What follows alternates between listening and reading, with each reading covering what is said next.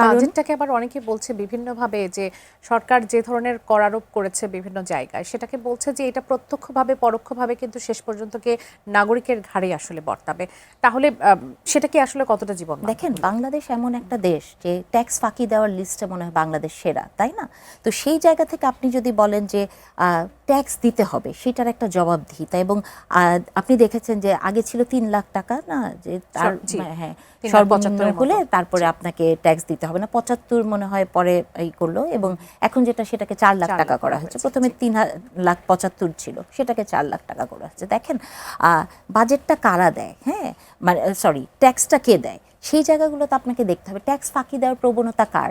আপনি আমি যারা সরকারি চাকরি করি তাদেরটা কিন্তু অটোমেটিকলি কেটে নিয়ে যায়, কিন্তু যারা খুব মানে বিশেষভাবে মানে অর্থবিত্তওয়ালা মানুষ তাদের কিন্তু এক ধরনের টেন্ডেন্সি আছে ট্যাক্স ফাঁকি দেওয়ার। তো সেই জায়গাগুলোতে কিন্তু আমার মনে হয় সরকার একটা শক্তপোক্ত ব্যবস্থা নিচ্ছে যে ট্যাক্সগুলো যাতে গ্রহণ করা হয়। আমাদের ইতিহাসটা বলে যে তারাই সবথেকে বেশি ছাড় পেয়ে যায়, তারাই সবথেকে বেশি ফাঁকি দেয়।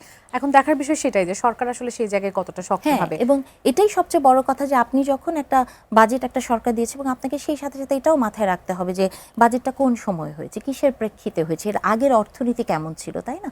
তো সেই বিবেচনা করে যদি আপনি দেখেন তাহলে কিন্তু আপনার মনে হবে যে এই বাজেটে মানুষের জীবনের জন্য প্রাত্যহিক জীবনে যা দরকার সেগুলোর কিন্তু এক ধরনের প্রত্যক্ষ ভূমিকা আছে। এবং আরেকটি দেখবেন যে এটি জনাব তারেক রহমান একটি বক্তব্যে বলেছিলেন, আমার মনে আছে চিটাগংয়ে মনে হয়, উনি বলেছেন যে প্রত্যেকটি বাজেটে আপনি দেখবেন বাজেট আসার আগে ২ দিন আগে থেকে নিত্য প্রয়োজনীয় যে জিনিসগুলো সেগুলোর দাম বেড়ে যায়, চালের দাম বাড়ে, আটার দাম বাড়ে, লেবুর দাম বাড়ে, তাই না?